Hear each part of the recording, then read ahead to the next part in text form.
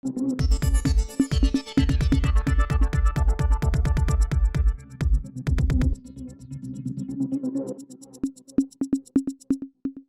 Focus Tamil நேயர்களுக்கு வணக்கம். இன்று நம்மோடு நேர்காணலில் இணைந்திருக்கக்கூடியவர் நமது செய்தி ஆசிரியர் திரு அன்பழகன் அவர்கள். வணக்கம் சார். சார், இப்போ வரலாறு காணாத வகையில் உச்சநீதிமன்றம் பார்த்தீங்கன்னா ஆளுநர் RN ரவிக்கு எதிராக ஒரு தீர்ப்பு கொடுத்துருக்காங்க. இந்த தீர்ப்பை நீங்கள் எப்படி பார்க்குறீங்க? நீங்களே சொல்லியிருக்கீங்க வரலாறு காணாத ஒரு தீர்ப்பு அப்படின்னு. உண்மையிலே வரலாறு காணாத ஒரு தீர்ப்பு, ஒரு பொன்னெழுத்துக்களால் பொறிக்க வேண்டிய ஒரு தீர்ப்பு தான் அந்த தீர்ப்பு.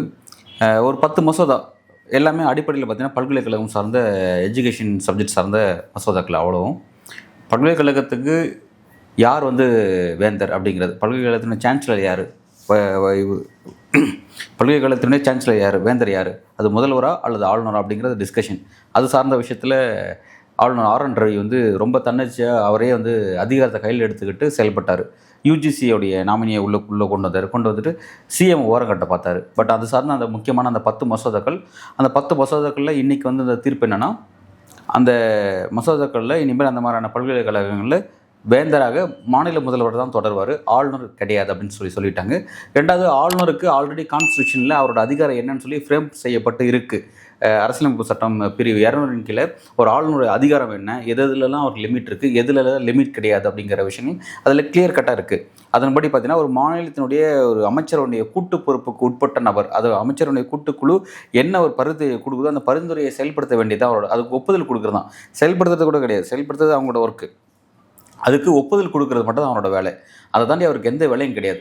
இன்னும் கிளியராக பலரும் கூட பார்த்தீங்கன்னா கொச்சையாக சொல்லுவாங்க, ஆளுநர் ஒரு ரப்பர் ஸ்டாம்ப் தான், ஒரு போஸ்ட்மேன் தான், கொண்டு போய் டெலிவரி பண்ணுறது தான் அவரோட வேலை அப்படின்ற மாதிரி சட்டமன்றம் இயற்றக்கூடிய அந்த தீர்மானத்தை அவர் ஒப்புதல் கொடுக்கணும். அவர் மறுக்கிறது சான்ஸ் கிடையாது. அவர் ஃபஸ்ட் டைம் மறுக்கலாம், செகண்ட் டைம் திரும்ப அதே கொடுத்தாருன்னா கையெழுத்து போட்டாகணும், அவருக்கு ஆப்ஷனே கிடையாது. அந்த மாதிரி தான் அவரோட ஃப்ரேம் இருந்தது. ஆனால் அவர் அதை வயலேட் பண்ணிட்டு தான் அவர் எல்லா அதிகாரம் தங்கிட்ட இருக்குன்ற மாதிரி, அதாவது ஒரு சூப்பர் CM சொல்லுவோம் பார்த்தீங்களா, ஒரு மாநிலத்தில் மக்களால் தேர்ந்தெடுக்கப்பட்ட CM இருப்பார். ஆனால் அவரை பைபாஸ் பண்ணிவிட்டு ஓவர்டேக் பண்ணிவிட்டு எல்லா விஷயத்துலையும் தான் ஒரு CM அப்படிங்கிற மாதிரி ஒரு கனவுல இருப்பாங்க அவங்க. நம்ம தான் ஒரு மாப்பிள்ளை துணை மாப்பிள்ளைன்னு சொல்கிற மாதிரி, துணை மாப்பிள்ளை எப்பவுமே தான் ஒரு துணை மாப்பிள்ளைங்கிற அவர் அந்த ரோல் எடுத்துப்பார் ஒரு கட்டத்தில். அந்த மாதிரி இவர் எல்லாத்துலேயும் பார்த்தீங்கன்னா விசிட்டுக்கு போகிறது, ஒரு ஆளும் அரசு விமர்சனம் பண்ணுறது, பல விஷயத்தில் ஆளும் அரசு எழுதி கொடுக்கக்கூடிய தீர்மானத்தை சட்டமன்றத்தில் இவர் தான் வாசிப்பார். ஒரு ஆளும் அரசு தன்னை புகழ்ந்து எழுதி தர ஒரு தீர்மானத்தை வாசிக்க வேண்டிய இவரோட விஷயம், அதை மாற்றக்கூட முடியாது. ஆனால் இவர் அதை மாற்றுறாரு. அந்த மாதிரி, அதாவது என்னன்னா சூப்பர் CM சொல்கிறது என்னன்னா, அதை பைபாஸ் பண்ணிட்டு இவர் தன்னை CM நினச்சிக்கிட்டு நம்ம தான் இந்த கவர்மெண்ட் ரன் பண்ணுறோம், நம்ம தான் இந்த நமக்கு தான் மக்கள் வாக்களிச்சிருக்காங்க அப்படின்ற மாதிரி இவர் அடிப்படையில் ஒரு IPS கேட்டுறவர். சரிங்களா, அதுதான் இவருடைய விஷயம். ஒரு போலீஸ் அதிகாரி இருந்த கேட்டுறவர், அவ்வளோதான். அதன் அடிப்படையில் அவர் இந்த இடத்துக்கு வந்திருக்கிறாரு. அவர் வகிக்கக்கூடிய அந்த போஸ்ட்டுக்கு மக்களை பற்றி தெரிஞ்சுக்கின்ற அவசியம் கிடையாது. அவர் ஒரு கான்ஸ்டியூஷன் போஸ்ட்டை உட்காந்துட்டு அந்த டியூட்டியை மட்டும் செஞ்சுட்டு போனால் பரவாயில்ல. ஆனால் அவர் அதை ஓவர் கம் பண்ண பார்த்ததில் ரொம்ப ஓவராக போயிட்டார். அதாவது பாஜக அவர் ஆல்ரெடி சில அசைன்மெண்ட்ஸ் வச்சுருப்பாங்க, இந்த விஷயங்கள் இடைஞ்சல் கொடுங்க, இப்படிலாம் பண்ணுங்க கொடுத்துருப்பாங்க. ஏன்னா அதன்படி தான் அவர் தொடர்ச்சியாக செஞ்சுட்ருக்காரு பார்க்குறோம். ஆனால் அவங்க சொன்ன ஃப்ரேமை தாண்டி அவர் போயிட்டாரோ, எக்ஸ்ட்ரீம் லெவலுக்கு போயிட்டாரோ அப்படிங்கிறதான் இந்த ரீசெண்டாக நடந்த விஷயங்கள்லாம் பார்க்க வேண்டியதாக இருக்குது. ரெண்டாவது பார்த்தீங்கன்னா, உச்சநீதிமன்றம் தனக்குன்னு 142 அந்த அதிகாரம் இருக்குது. அந்த அதிகாரத்தை ரொம்ப எக்ஸ்ட்ரீம் லெவலில் தான் பயன்படுத்துவாங்க, தொட்டதுக்காக அதை கையில் எடுக்க மாட்டாங்க. ஆனால் ஆளுநர் விஷயத்தில் 2வது முறை கையில் எடுத்திருக்காங்க. அது ரொம்ப முக்கியமானது. ஏற்கனவே பார்த்தீங்கன்னா பேரறிவாளனுடைய விடுதலையில் தமிழ்நாடு சட்டமன்றத்து ஒப்புதலுக்கு தமிழ்நாடு சட்டமன்றத்துடைய மசோதாவுக்கு அவர் ஒப்புதல் கொடுக்க மறுத்தார். அவர் அந்த விஷயத்தில் உச்சநீதிமன்றம் தீர்த்தது. இன்றைக்கி அதே மாதிரி தான் இந்த 10 மசோதாவுக்கும் உச்சநீதிமன்றம் தான் தீர்த்திருக்காங்க. அப்படின்னு பார்க்கும்போது என்னென்னா, இப்போ என்னென்னா ஆளுநரோட அதிகாரம் என்னென்னா சட்டமன்றம் ஏற்றக்கூடிய தீர்மானத்துக்கு ஒப்புதல் கொடுக்குறது தான் அவரோட வேலை. அதை அவர் செய்யாமல் தேவையில்லாத வேலையெல்லாம் செஞ்சுட்டாரு. இப்போ அந்த வேலையை யார் செஞ்சுருக்காங்கன்னு பார்த்தீங்கன்னா, உச்சநீதிமன்றத்தில் 2 நீதிபதிகள் உட்காந்து செஞ்சுருக்காங்க.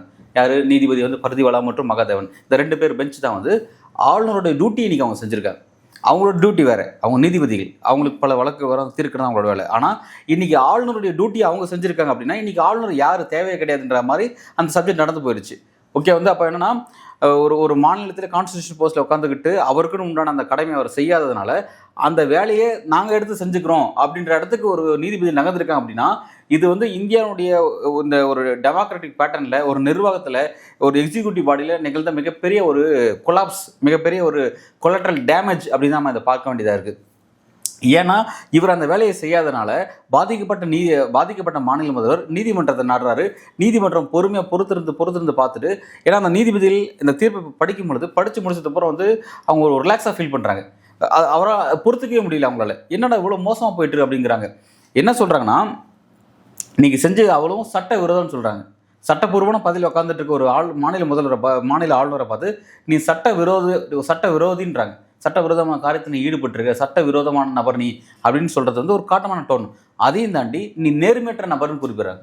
இதெல்லாம் ரொம்ப காட்டமான டோன். அவ்வளோ சாதாரணமாக யாருக்கும் எதிராக நீதிபதிகள் பயன்படுத்த மாட்டாங்க. ஆனால் ஒரு ஆளுநருக்கு எதிராக ஒரு நீதிபதிகள் பயன்படுத்துகிறாங்கன்னா ஒரு எக்ஸ்ட்ரீம் லெவலுக்கு இந்த சப்ஜெக்ட் போயிருக்கு அப்படின்னு தான் நம்ம இதை பார்க்க வேண்டியதாக இருக்குது. ஸோ வந்து அது அப்படி வந்துச்சு. அதே மாதிரி வந்து இதை வந்து அவர் ஆளுநர் வந்து என்னென்னா அதிகாரத்தை மீறி ஜனாதிபதி காமிச்சார். நீ பண்ணதே சட்டவிரோதமான செயல். அப்போ சட்டவிரோதமான செயலை நீ இன்னொரு நபரை நீ ஜனாதிபதி வரை லிங்க் பண்ணுற. நீங்கள் செஞ்ச இந்த டோட்டல் விஷயத்தையுமே நான் ரத்து பண்ணுறேன். நீங்கள் ஜனாதிபதி காமிச்ச விஷயமும் ரத்து, ஜனாதிபதியில் ஏதாவது முடிவு எடுத்தோன்னா அதுவும் ரத்து அப்படின்ற மாதிரி வந்து டோட்டலாக ஒரே விஷயத்தில் வந்து அவர் ரொம்ப எக்ஸ்ட்ரீம் லெவலுக்கு போயிட்டு காட்டமாக அந்த விஷயத்தில் தங்களுடைய கருத்தை தெரியப்படுத்தியிருக்காங்க.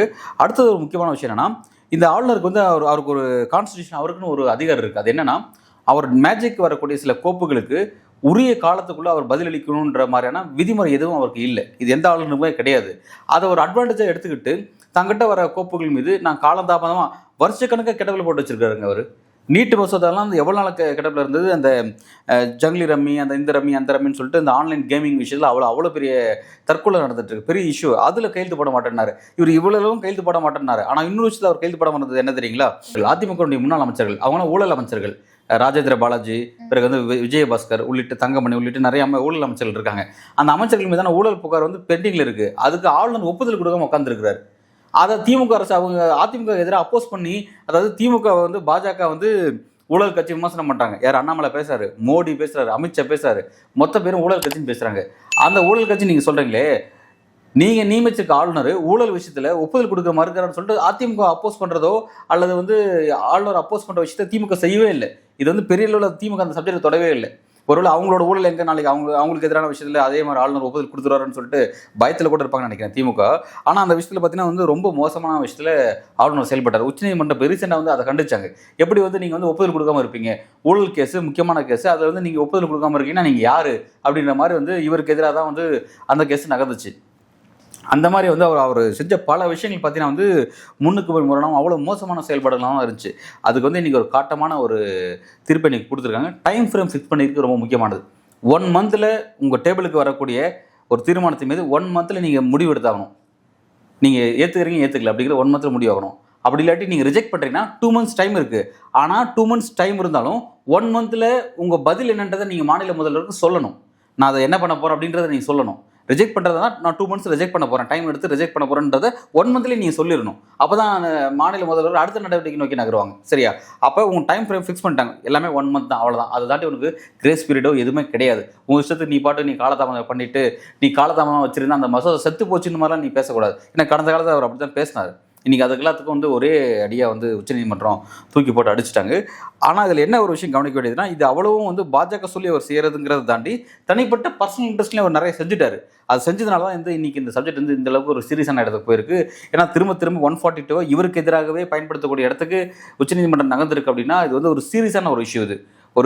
இதுவே வந்து என்ன, வேறு ஏதாவது ஒரு அரசு ஊழியர், ஒரு பிடிஓ இல்லை ஒரு தாசில்தாரோ அல்லது வந்து ஒரு ரெவன்யூ இன்ஸ்பெக்டர் யாரோ ஒருத்தர் வச்சுக்கோங்களேன், அவர் தன்னோட கடமையில் அங்கே உட்காந்துக்கிட்டு அவர் செய்யாமல் போனான்னா அது அவருக்கு எதிரான எவ்வளோ பெரிய குற்றமாக மாறும். அவரை எப்படி நீதிபதியில் கேட்பாங்கன்றது விவசாயியில் அந்த மாதிரி கேட்பாங்க. ஆனால் இவர் வந்து ஒரு கான்ஸ்டிடியூஷன் போஸ்ட்டில் உட்காந்துருக்கிறதுனால ரொம்ப அவருக்கு நிறைய விஷயங்கள் இருக்குது. அவரை வந்து நீங்கள் வந்து தண்டிக்க முடியாது. ஒரு நாட்டில் வந்து ஒரு ஜனாதிபதி வந்து மிகப்பெரிய தவறில் ஈடுபட்டாங்கன்னா உடனே நீங்கள் தண்டிக்க முடியாது. ஏன்னா நாட்டின் முதல் குடிமகன் அவங்க.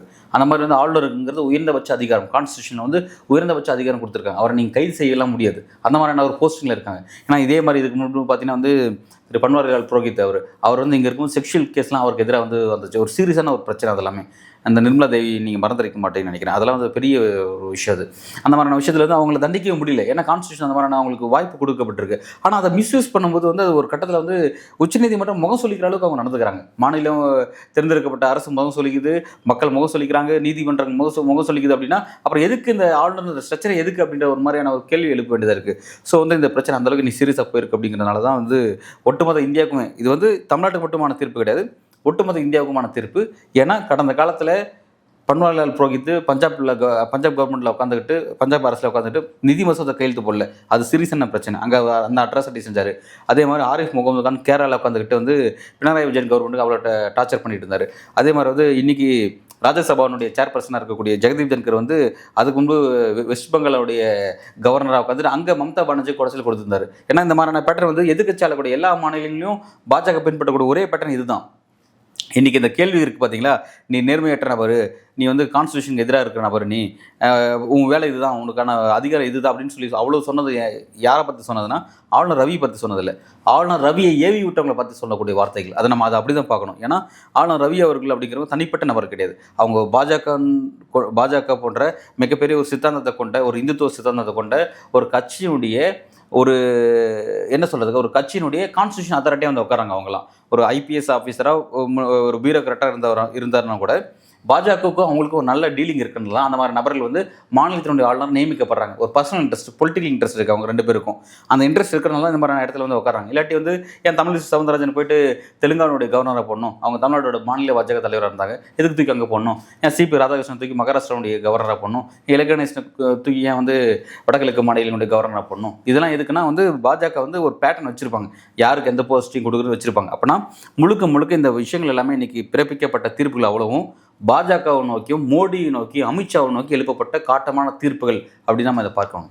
சரி, இப்போ நீங்கள் சொல்லும்போது சொன்னீங்க பாஜக ஏவி விட்டு தான் இவர் வந்து எல்லா இவரோட செயல்பாடுகள்லாம் இருந்துச்சு அப்படிங்கிற மாதிரி சொன்னீங்க. இதை தாண்டி இவர் வந்துட்டு கொஞ்சம் ஓவர்டேக் பண்ணியிருக்காருன்ற மாதிரி சொன்னீங்க. இவர் ஓவர்டேக் பண்ணதுக்கான ரீசன் என்ன? ஓவர்டேக் பண்ணுறதுக்கான ரீசன் என்னென்னா பாஜக கொடுக்கு, அதாவது எப்படின்னா ஒரு ஜோக் சொல்லுவாங்க, இந்த வடிவேலு ஜோக் சொல்லுவாங்க.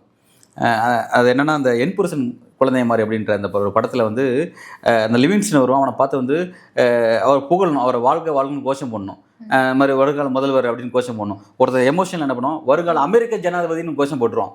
அது கோஷம் போட்டது அதை எப்படி சொல்லுவான்னா வடிவில் ரொம்ப ஃபீல் பண்ணுவான். ஏன்டா நீ ஃபீல் பண்ணு கேட்டான், இல்லை மச்சான் அவன் வாங்கின காசுக்கு மேலே கூவுறான்டா.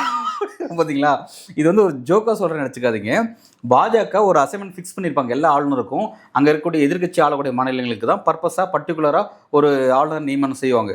அப்படி இருக்கும் பொழுது இந்த இடத்துல ஒரு நியமனம் பண்ணும்போது இந்த மாதிரியான விஷயங்கள் அவங்களுக்கு குறைச்சல் கொடுங்க, நிர்வாக ரீதியான சிக்கலை ஏற்படுத்துங்க அப்படிங்கிறது அது அவங்களுடைய வழக்கமான ஒரு பேட்டர்னாக இருக்குது. அது கடந்த கால காங்கிரஸும் செஞ்சுருக்காங்கன்னு வச்சுக்கோங்களேன், அது எல்லா டெல்லி அரசும் தான் செய்கிறாங்கன்னு வச்சுப்போமே.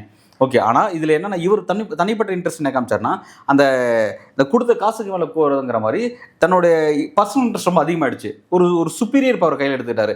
நம்ம தான் ஒரு சூப்பர் சிஎம், நம்ம தான் மக்கள் தேர்ந்தெடுத்து அப்படின்னு ஏன் சொல்ல வரோம் அப்படின்னா, இவர் நிர்வாகத்தையே குறைச்சல் கொடுக்காம இந்த பக்கம் பார்த்தீங்கன்னா திராவிடம்னா என்ன, சனாதன தர்மம்னா என்ன, வள்ளலார்னா யார், பிறகு வந்து பெரியாரை பற்றி என்ன விஷயம் சொல்கிறாங்க, கார்ல் மார்க்ஸை பற்றின விஷயங்கள் இங்கே எப்படி பார்க்கணும், அப்படி வெஸ்டர்ன் தாட்ஸ் வந்து நம்ம எப்படி புரிஞ்சுக்கணும் அப்படிம்பாரு.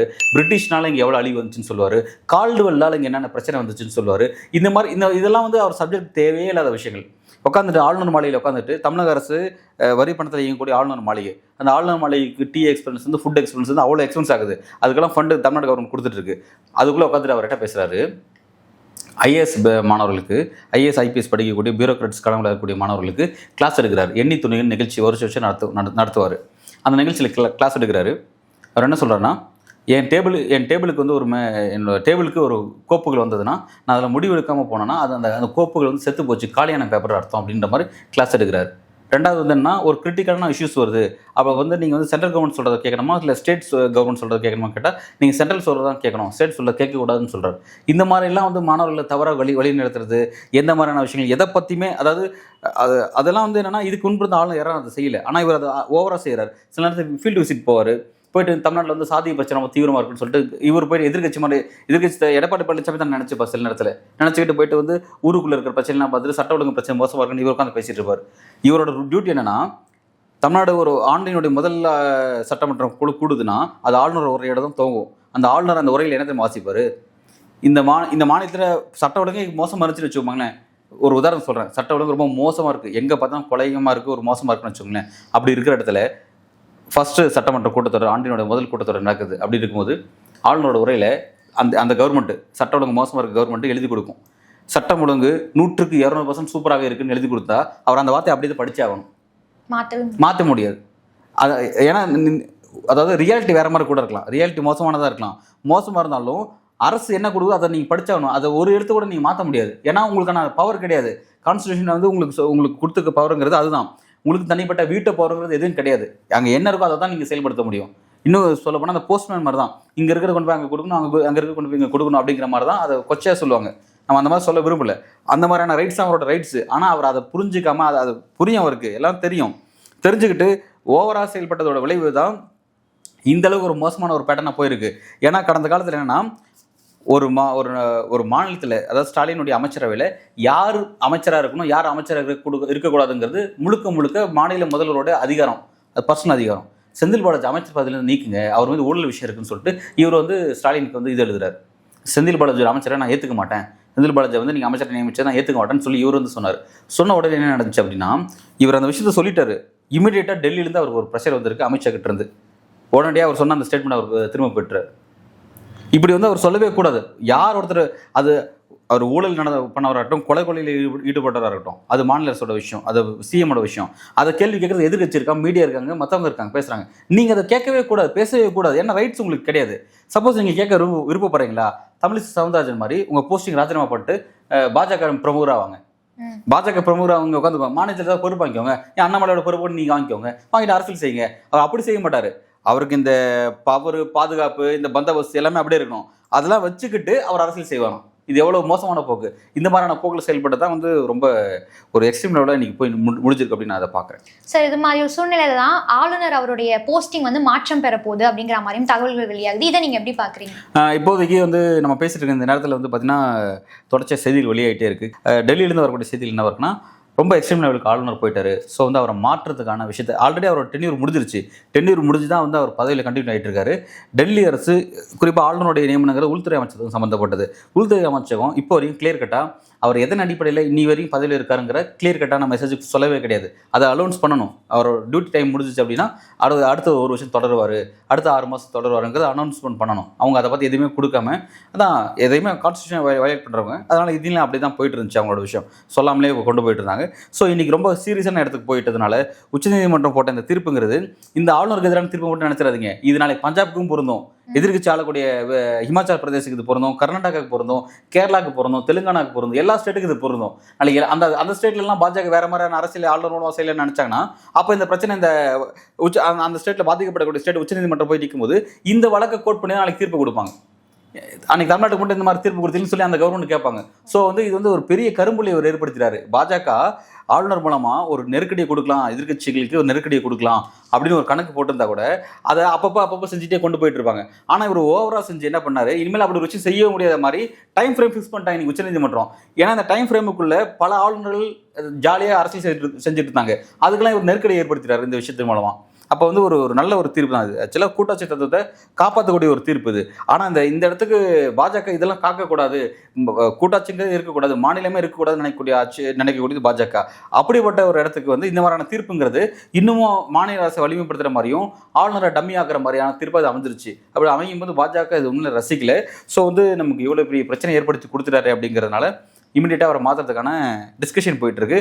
தற்போதைக்கு அவரோட செய்திகள் என்னவா இருக்குன்னா, அடுத்த வாரம் உள்துறை அமைச்சகம் அதிகாரப்பூர்வமான சில செய்திகளை வெளியிடுவதாக இருக்கிறாங்க. அந்த செய்தியில் வந்து அவர் மாற்றப்பட்டு அந்த இடத்துக்கு யார் வருவார் அப்படிங்கிற விஷயத்தையும் அவங்க கிளியர் கட்டாக சொல்கிறாங்க. மேபி அந்த இடத்துக்கு யார் வருவார் அப்படிங்கிற விஷயத்தையும் சொல்லப்படுது. அது என்ன யாராக இருக்காங்கன்னா, ஓய்வு பெற்ற நீதிபதிகள் லிஸ்ட்டு வச்சுருக்காங்க. பாஜகவுக்கு ஃபேவரான சில நீதிபதிகள் இருக்காங்க, ஓய்வு பெற்ற நீதிபதிகள் இருக்காங்க. அவங்க யாராவது வந்து ஏன்னா பொலிட்டிக்கலாகவும் சில அவங்களுக்கு அண்டர்ஸ்டாண்டிங் பர்சனாக இருக்கணும். இப்போ எப்படி சிபி ராதாகிருஷ்ணன், தமிழிசை சவுந்தரராஜன், இலகணேசன் இந்த மாதிரியான நபர்கள் அவங்க ஒரு ஆளுநராக நியமிக்கிறாங்கன்னா அது ஒரு பாலிடிக்ஸ் இருக்கணும், அவங்களுக்குள்ள ஒரு பாலிடிக்ஸ் இருக்கணும், பாஜகவுக்கும் அவங்களுக்குமான ஒரு டீலிங் இருக்கணும். அதெல்லாம் கிளியராக இருந்தால் தான் ஆளுநர் அந்த போஸ்டிங் நியமனம் செய்வாங்க. அந்த மாதிரி சில நீதிபதிகள் லிஸ்ட்டில் வச்சுருக்காங்க. அந்த மாதிரி சில பியூரோக்ராட்ஸும் வச்சுருக்காங்க. மேபி ஒரு ஐபிஎஸ் ஆஃபீஸருக்கும் பேர் சொல்லிட்டு இருக்காங்க. கிளியர் கட்டாக அவங்க பேர் இன்னும் வெளியே வரல, லிஸ்ட்டில் இருக்காங்கன்னு சொல்லி சொல்கிறாங்க. அவங்க யாராவது வரதுக்கான வாய்ப்பு இருக்குது. மேபி இன்னும் ஒரு 2-3 டேஸில் யார் அந்த பேரில் இருப்பாங்க அப்படின்ற மாதிரி அந்த பரிசீலனையில் யார் இருக்காங்க, அந்த பட்டியலில் யார் உள்ள வந்திருக்காங்க அப்படிங்கிற விஷயங்கள் வெளியே வர வாய்ப்பு இருக்குது. ஏன்னா இன்னொரு விஷயம் என்னென்னா, இப்போ அடுத்த ஆண்டு வந்து தமிழ்நாட்டுக்கு எலெக்ஷன் 2026 எலெக்ஷன் வர. அப்போ எலெக்ஷன் வரும்போது பாஜக இன்னும் கூடுதலாக கவனமாக இருப்பாங்க. ஏன்னா அந்த கடைசி ஒரு வருஷத்தில் இந்த எலெக்ஷன் வர காலகட்டத்தில் தான் ஆளும் அரசு வந்து எதிர்கட்சி, ஏன்னா பாஜக மாநிலத்தில் ஆளக்கூடிய கட்சிங்கிறது பாஜகவுக்கு எதிர்கட்சி. அப்படி இருக்கும்போது எதிர்கட்சிகள் மீதான ஆன்டி இன்கம்பன்சியை கரெக்டாக கவனமாக கொண்டு வர்றது, அதை வந்து அந்த கட்சிக்கு எதிராக பயன்படுத்துறது. இப்போ ஆளுநர் ரொம்ப முக்கியம். சப்போஸ் எலெக்ஷன் நாளைக்கு முடிஞ்சு நாளைக்கு பெரும்பான்மை கிடைக்கல, எலெக்ஷன் ரிசல்ட் முடிஞ்சு எந்த கவர்மெண்ட்டுக்கும் பெரும்பான்மை கிடைக்காம தொங்கு சட்டமன்றம் உருவாகுதுன்னு வைங்களேன். அந்த மாதிரி நேரத்தில் ஆளுநர் ரோல் ரொம்ப குரூசியலான ரோல், ரொம்ப முக்கியமான ரோல். இப்போ அதனால தான் வந்து பார்த்தீங்கன்னா வந்து சிபி ராதாகிருஷ்ணன் பார்த்தீங்கன்னா ஜார்க்கண்டுடைய கவர்னராக இருந்தார். அவர் தூக்கி மகாராஷ்டிராவுக்கு மாற்றுறது காரணம் என்ன, எலெக்ஷன் வரப்போகுது. ஏன்னா எலெக்ஷன் வரும்போது நாளைக்கு ரிசல்ட் எப்படி வேணால் வரலாம், சுச்சுவேஷன்ஸ் மாறலாம். இப்போ மாறும்போது நாளைக்கு சட்டமன்றத்தில் நாளைக்கு வந்து ஒரு அரசு கவிழ்க்கணும் இல்லை ஒரு அரசை தக்க வைக்கணும் அப்படின்னா ஆளுநர் ரோல் இருக்கிறது ரொம்ப முக்கியமானது. ஸோ இப்போ அதனால் வந்து 26 எலெக்ஷன் வரதுனால அதையும் கவனம் செலுத்தணும். ஆளுநரை மாற்றணும், இந்த மாதிரி இடைஞ்சலுக்காக ஆளுநரை மாற்றணும். ரெண்டாவது எலெக்ஷன் வரப்போகுது, அந்த எலெக்ஷனில் நமக்கு சாதகமாக எல்லா விதமான நிர்வாக ரீதியான சில விஷயங்கள் நமக்கு அமையணும். அதுக்கான நபராகவும் ஒருத்தர் செயல்படணும் அப்படிங்கிற மாதிரியான விஷயங்கள்லாம் வந்து அதில் பல நன்மைகள் இருக்குது. இப்போ அது எல்லாத்தையும் சேர்த்து வச்சு தான் வந்து இந்த விஷயத்தை பாஜக யோசிச்சுட்டு இருக்காங்க. எந்த நீதிபதி வரப்போகிறா, எந்த ஓய்வு பெற்ற நீதிபதி இல்லை எந்த ஓய்வு பெற்ற பியூரோக்ராட்ஸ் வரப்போகிறாங்கிறது தெரியல. மேபி இன்னும் ஒரு 2-3 டேஸில் அந்த லிஸ்ட் வெளியாக ஆரம்பிச்சிடும் நினைக்கிறேன். ஆனால் கன்ஃபார்ம் ஒரு மாற்றப்படுவதுங்கிறது உறுதியான செய்தியை வெளியேற்று. சரி, இப்போ நீங்கள் சொல்கிறீங்க அவரோட பதவி மாற்றம் அப்படிங்கிறது உறுதியாயிடுச்சு அப்படின்னு சொல்கிறீங்க. இப்போ அவருடைய பொலிட்டிக்கல் இன்ட்ரெஸ்ட், அந்த தனிப்பட்ட இன்ட்ரெஸ்ட்னால ஒருவேளை பாஜகவில் போய் சேர்றாருன்னு வச்சுக்கோங்க, அவரை பாஜக ஏற்றுப்பாங்களா? ஏன்னா இவர் ஒரு கரும்புலி வந்து கிரியேட் பண்ணிட்டாருன்னு சொல்கிறீங்க. பாஜக வந்து ஆளுநரை வச்சு செய்யக்கூடிய வேலைகளை வந்துட்டு இவர் தடுத்து நிறுத்திட்டாருன்னு சொல்கிறீங்க இல்லையா? அப்போ சேர்த்துப்பாங்கன்னு நினைக்கிறீங்களா?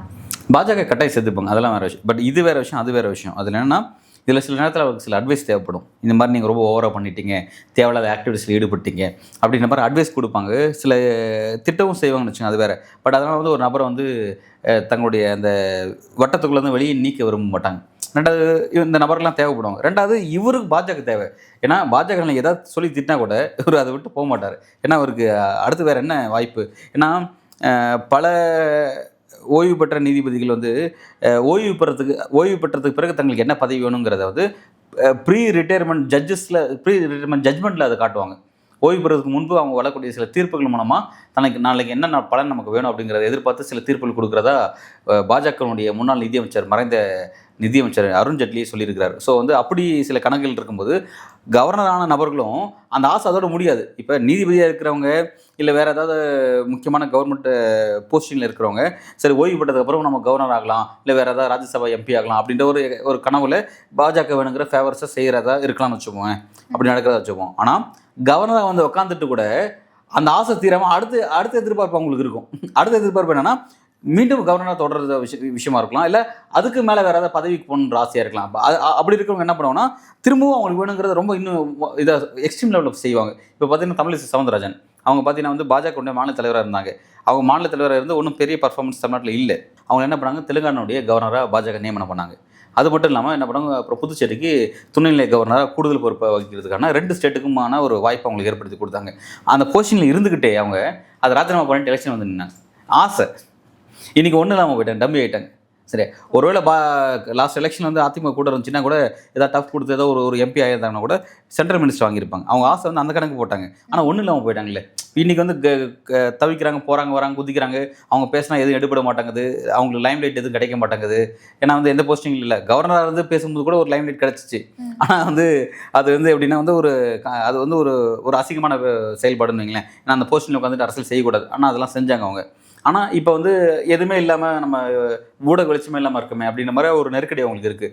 அந்த மாதிரிலாம் இருக்கும். எதுக்கு சொல்ல வந்தோன்னா கவர்னராக இருந்த நபர்கள் கூட அந்த ஆசை அவங்களுக்கு விடுறதில்லன்னு சொல்கிறேன். திரும்ப அடுத்து வேறு ஏதாவது போகலாமா அப்படின்ற மாதிரி பார்க்கக்கூடிய நபர்களாக இருக்காங்க. ஸோ அதனால் வந்து நம்ம ஒரு ஆளுநர் ரவி வந்து பாஜக அவரை வெறுத்தாலும் பட் இவர் பாஜக வெறுக்க முடியாது அப்படின்னு இடத்துல இருக்கார். சரி, இப்போ அரசியல் காலத்தில் பார்த்தீங்கன்னா ஒரு பக்கம் அண்ணாமலை அவருடைய பதவி வந்துட்டு மாற்றம் பெறப்போகுது அப்படிங்கிற மாதிரி சொல்கிறாங்க. இன்னொரு பக்கம் RN ரவியோடைய பதவி மாற்றம்ன்றாங்க.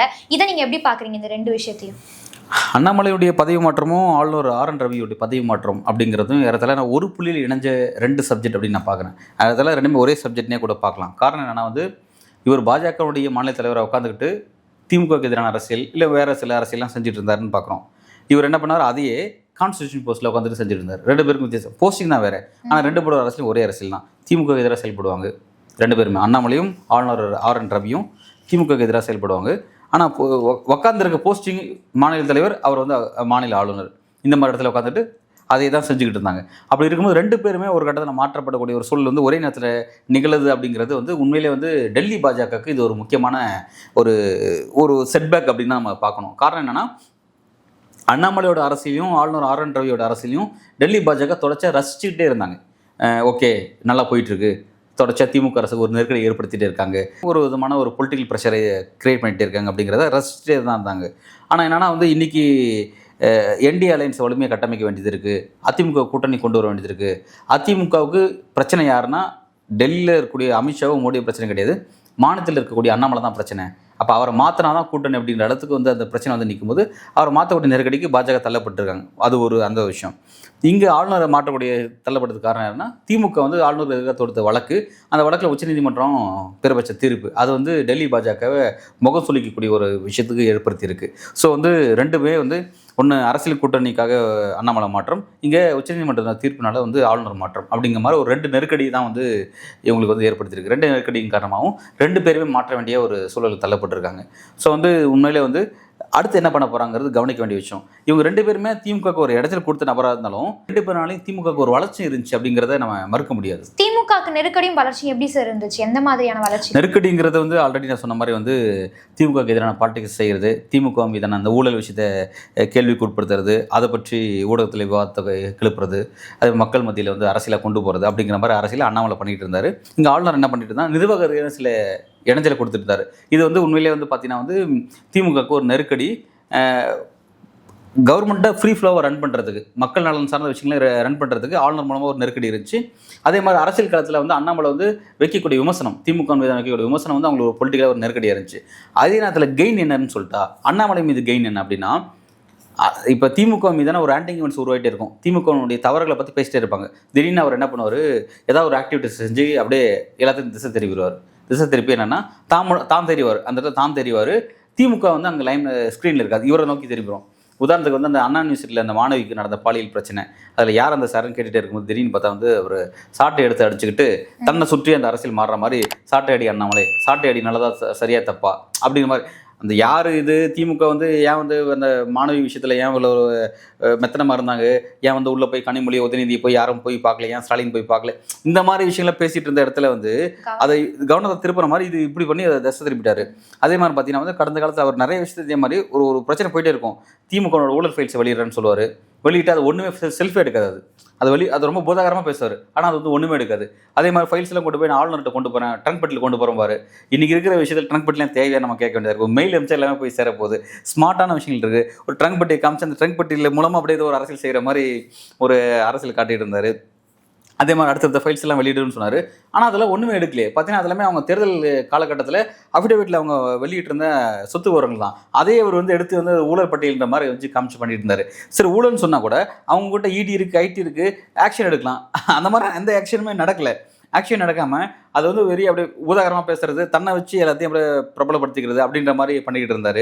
நிறைய ஓப்பனாக இப்போ ஜெகத் ரட்சன் மீது ஒரு ஊழல்னு சொல்லுவார், டிஆர் பாலு மீது ஊழல்னு சொல்லுவார். ஆனால் அதை நிரூபிக்கிறது கோர்ட்டில் போய் பார்த்தா வந்து அது கோர்ட்டில் ஆக்டிவாக அந்த கேஸ் ரன்னும் ஆகாது, ஒன்றுமே இல்லாமல் போய்டும். இந்த மாதிரி வந்து பார்த்திங்கன்னா வந்து என்னென்னா ஒரு போயிட்டே இருக்கும், சப்ஜெக்ட் போயிட்டே இருக்கும். திமுக சப்ஜெக்ட் எல்லாம் கவனிச்சுட்டே இருப்பாங்க. டக்குன்னு இவர் வந்து அதை மாற்றி தன்னை நோக்கி ஸ்க்ரீனை கொண்டு போயிடுவார். திமுக அவங்க வந்து மறைஞ்சிடும் அது பின்னாடி. அந்த மாதிரி ஒரு கெயின் கொடுத்துட்டு இருந்தார். அதே மாதிரி பார்த்தீங்கன்னா வந்து நம்ம RN ரவி அவர்கள், இவர் எப்படின்னா நிர்வாக ரீதியாக கொடுக்கக்கூடிய சில குடைஞ்சல், இந்த குடைச்சல் எப்படி இருக்கும் அப்படின்னா, என்னப்பா யார்ப்பா அவர் திரும்ப ஸ்டாலின் அவர்கள் இவ்வளோ குடைச்சல் கொடுத்துட்டே இருக்காருப்பா அப்படின்னு சொல்லி பார்க்கும்போது ஒரு வில்லனாக சித்தரிக்கப்படுறது. ஆளுநர் ரவி வந்து ஒரு வில்லனாக காட்டுறது. பாதிக்கக்கூடிய நபரை யாருன்னா ஸ்டாலின் பாதிக்கக்கூடிய நபரை காட்டும்போது மக்களுக்கு அந்த பாதிக்கப்படுறவனுக்கு மீது ஒரு பரிவு வரும் பார்த்தீங்களா, அந்த மாதிரியான ஒரு விஷயத்தை வந்து இவருக்கு அது ஒரு கிரெடிட் கிடைச்சிச்சு. ரெண்டாவது இன்னொரு விஷயம் என்னன்னா, ரவி பார்த்தீங்கன்னா வந்து ஒரு நிர்வாக ரீதியாக குடைச்சல் பண்ணி கொடுக்க மாட்டார். அவர் இந்த பிரச்சனையும் கொடுப்பார். என்னன்னா, இந்த திராவிடம் சரியா தப்பா, அது எங்கேருந்து வந்துச்சு, கால்டுவெல் பற்றி பேசுறது, நான் வள்ளலாரை பற்றி பேசுறது, சனாதன தர்மத்தை பற்றி பேசுறது, இந்த மாதிரி விஷயங்களை பேசும்போது திமுக என்ன பண்ணுவாங்க, அதுக்கு விளக்கம் கொடுக்குறது தள்ளப்படுவாங்க. விளக்கம் கொடுக்கும்போது என்னன்னா, அங்கே அவங்களோட பொலிட்டிக்கல் விஷயம் உயரும். ஏன்னா வந்து அந்த அரசியல் அவங்களோட கோர் அரசியலாக இருக்கும். ஒரு பேசக்கூடிய எல்லா அரசியலுமே திமுகவுடைய கோர் அரசியல். அந்த கோர் அரசியலை பற்றி பேசும்போது என்னன்னா, அவங்களோட ஐடியாலஜி சார்ந்த பிரச்சனை பேசும்போது நிர்வாக ரீதியாக திமுக பண்ணக்கூடிய தவறு தெரியாது. அவங்க வந்து என்னன்னா, ஒரு திராவிடத்துக்கு விளக்கம் கொடுக்கும்போது பார்த்தீங்கன்னா தமிழ்நாடு ஃபுல்லாக திராவிடனா என்னென்னு ஒரு விளக்கம் கொடுப்பாங்க, திராவிடன் ஸ்டாக்னு ஒரு விளக்கம் கொடுத்துட்டு இருப்பாங்க. சில சனாதன தர்மத்தை பற்றி அவர் பேசினா எது உண்மையான சனாதன தர்மன்ட்டு ஒரு விளக்கம் கொடுத்து அது சார்ந்த டிபேட் கொண்டு போயிட்டு இருப்பாங்க. அப்போ இந்த மாதிரி வந்து டாபிக் மாறிடும். திமுக மீதான நிர்வாக ரீதியான பிரச்சனைகளை அங்கே பேச மாட்டாங்க. அது அவங்க சொன்ன வாக்குறுதி என்னாச்சு அதை பற்றி எதுவுமே டிஸ்கஸ் பண்ணாமல் ஆளுநர் பண்ணுறது சரியா தப்பா, ஆளுநர் பண்ணுறது திமுக விளக்கம் கொடுக்குறது, இப்படியே போயிட்டு இருக்கும் பாலிடிக்ஸ். இதனால் என்னென்னா திமுக ஒரு பெரிய கெயின் கிடச்சிட்டு இருந்துச்சு. அதே மாதிரி அண்ணாமலைனா ஒரு கெயின் கிடச்சிருந்துச்சு, அதை மறுக்க முடியாது. அதனால் வந்து இப்படியும் இருந்துச்சு, ப்ளஸ்ஸும் இருந்துச்சு மைனஸும் இருந்துச்சு அப்படிங்கிற மாதிரி பார்க்க வேண்டியதாக இருக்குது. இவங்க 2 பேரும் மாற்றப்படுறதுனால, ஏன்னா இடையில வந்து பார்த்தீங்கன்னா ஸ்டாலின் அவர்களே ஆளுநர் ரவியை மாற்ற வேண்டாம், அவர் இருக்கட்டும்னு சொல்லி அவர் 2 முறை சொல்லியிருக்கிறாரு. ஆமாம், டீ பார்ட்டிக்கு போக மாட்டார், டீ பார்ட்டி ஒரு டைம் புறக்கணிப்பார், இன்னொரு டைம் போய் கலந்துக்குவார், மாற்றி மாற்றி செய்வார்னு வைங்களேன். ஆனால் என்னன்னா ஒரு கட்டத்தில் ஸ்டாலின் என்ன சொன்னா, இவர் இருக்கட்டும் மாற்ற வேண்டாம், ஏன்னா இவங்களால தங்களுக்கு ஒரு பொலிட்டிக்கல் கெயின் கிடைக்குது அப்படிங்கிறது அவரும் ஃபீல் பண்ணார். அது இல்லைன்னு மறுக்கவும் முடியாது. அதனால் 2மே இருக்கும்போது பார்த்தீங்கன்னா ஒரு கட்டத்தில் பல்கலைக்கழகத்துக்கு யார் வேந்தர் அப்படிங்கிற இடத்துல வந்து அங்கே மாநிலத்தினுடைய முதல்வரோட பதவியை குறைக்கக்கூடிய ஒரு ஆக்டிவிட்டிஸ் ஆளுநர் செய்கிறார் அப்படின்னா அதை விட மாட்டாங்க. ஏன்னா அதிகாரத்தை வந்து பார்த்தா எப்பயும் எல்லாமே அதிகாரத்தை டெல்லி தான் பறித்து தங்கிட்ட வச்சுக்கும், மாநிலத்துக்கு அதிகாரமாக கொடுக்கவே விடாது. இப்போ டெல்லியில் பார்த்தீங்கன்னா எப்போ யூனியன் பிரதேசனாவே வந்து அங்கே வந்து சிஎம்க்கு ஈக்குவலாக அல்லது சிஎமோட கூடுதலான பவர் வந்து ஆளுநருக்கு இருக்கும், துணைநிலை ஆளுநருக்கு பவர் அதிகமாக இருக்கும். இப்போ அந்த மாதிரி இடத்துல என்னாச்சுன்னா டெல்லியில் அரவிந்த் கெஜ்ரிவால் சிஎம்மாக இருந்தபோது குறிப்பிட்ட சில பணியிடங்களுக்கு ஐஏஎஸ்னுடைய பணியிட மாற்றம் செய்வதற்கு அவர் ஒரு ஆர்டர் போடுறாரு. அந்த ஆர்டர் என்ன பண்ணுறாரு, கவர்னர் வந்து அதை உள்ளத்துக்கு வந்து அந்த ஆர்டரை ரத்து பண்ணுறாரு. ரத்து பண்ணதும் கோர்ட்டுக்கு அந்த வழக்கு போகுது. கோர்ட்டுக்கு வழக்கு போனாலும் இமீடியட்டாக என்ன பண்ணுறாங்க, டெல்லியினுடைய யூனியன் டெரிட்டரிக்கு சட்டத்தை மாற்றி அமைக்கிறாங்க பாஜக. ஓவர் நைட்டில் சட்டத்தை மாற்றி அமைச்சு இந்த மாதிரியான ஐஏஎஸ் கேடர்ஸ் ஐபிஎஸ் கேடர்ஸை ட்ரான்ஸ்ஃபர் பண்ணக்கூடிய அந்த பவர் வந்து சிஎம்க்கு கிடையாது, துணைநிலை கவர்னர் லெஃப்டினன்ட் கவர்னருக்கு தான் பவர் அதிகமாக இருக்குது அப்படின்னு சொல்லிட்டு அந்த சட்டத்தை திரும்ப மாற்றி அதை வந்து கான்ஸ்டியூஷன் அமெண்ட்மெண்ட்டாக கொண்டே வந்துட்டாங்க. அந்த மாதிரி மாநில முதல்வர் டம்மி ஆக்கிட்டு கவர்னருக்கு தான் சுப்பீரியர் பவர் அப்படிங்கிற மாதிரி தான் அவங்களோட அரசியல் செஞ்சுட்டு இருந்தாங்க.